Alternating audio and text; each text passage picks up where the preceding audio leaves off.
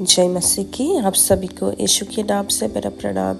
आज इस सुंदर दिन के लिए मैं प्रभु को धन्यवाद कहती हूँ और दिया हुआ इस अवकाश के लिए प्रभु परमेश्वर को फिर से धन्यवाद कहती हूँ। इस सुबह समय आइए हम सब दो इतिहास के पुस्तक चैप्टर 14 वर्स 7 से एक वाक्य को मनन करें।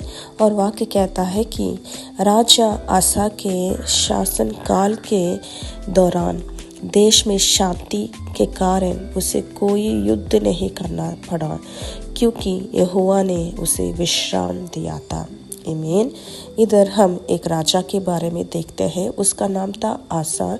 जब वो शासन कर रहा था उसके देश में शांति था, क्योंकि वो यहोवा पर भय भक्ति से रहता था। उसने उसके राज्य में जो भी विग्रह थे उन सभी को निकाला और प्रभु को पहला स्थान दिया, उसे ढूंढा उसके देश में। और वाक्य कहता है कि उसके देश में शांति था। आमीन। हमारे जीवन में भी जब हम प्रभु को ढूंढते हैं, प्रभु का भय भक्ति हमारे जीवन में होता है, हमारे जीवन में भी हमारे परिवार में शांति प्रभु देते हैं, क्योंकि यहोवा ने उसे विश्राम दिया था। प्रभु हमारे जीवन में भी सदा के लिए एक विश्राम देते हैं।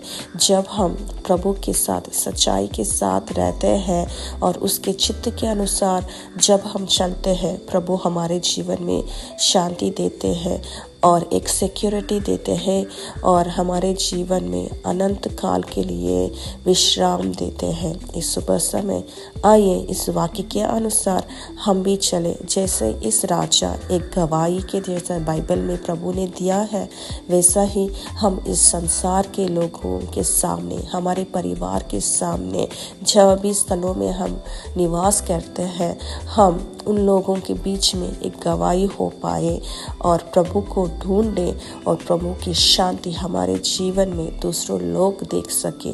इसके द्वारा प्रभु की नाम महिमा हो पाएगी। इस वाक्य के लिए प्रभु को धन्यवाद कहते हुए हम प्रार्थना करेंगे। प्रभु परमेश्वर, इस सुबह के लिए हम धन्यवाद कहते हैं और इस वाक्य के लिए हम धन्यवाद कहते हैं। स्वामी, आपने हमें बाइबल में बोला है कि राजा आसा ने उसके शासन काल में शांति था, क्योंकि उसने आपको ढूंढा और आपने उसको विश्राम दिया था। प्रभु हमारे जीवन में भी हम आपको सच्चाई से ढूंढे और हमारे जीवन में भी एक विश्रांति दे प्रभु, और शांति हमारे जीवन में पाए, हमारे द्वारा आपके नाम महिमा हो पाए। यीशु के नाम से आमीन।